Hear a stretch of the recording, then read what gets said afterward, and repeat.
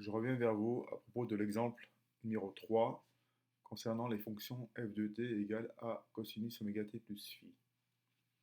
À la fin de l'heure, j'avais dit il faut que je vérifie, mais c'était le moment où ça a sonné et puis je crois que en fait, personne ne m'a écouté.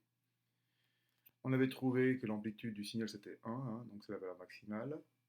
La période, on peut la voir ici, et là, donc on a en fait un écart de pi sur 3, donc elle est égale à pi sur 3.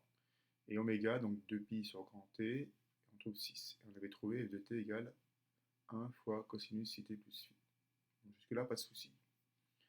On avait utilisé le point de coordonnée pi sur 6, 0, donc il appartient à la courbe, et donc on traduit ça en disant que f de pi sur 6 égale 0. Alors c'est équivalent à cosinus, donc pi plus phi égale 0, et ensuite, hein, on cherche tous les points du cercle dont l'abscisse est égale à 0, il y en a deux.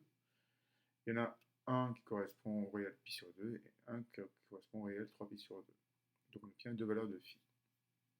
Et j'avais dit donc que si on prenait phi égale moins pi sur 2, on obtenait f de t égale cos t moins pi sur 2 comme fonction. Le problème c'est que, eh bien en fait, c'est pas la bonne valeur. Parce que si vous prenez, si vous regardez sur le graphique, l'image de pi sur 4 c'est 1. Et donc si cette fonction c'était la bonne, en remplaçant t par pi sur 4, on devrait obtenir 1. Or, si on remplace t par pi sur 4 dans cette fonction-là, eh bien, on n'obtient pas 1, mais moins 1.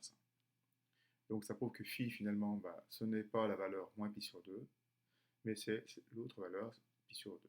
Et du coup, ma fonction, la voilà.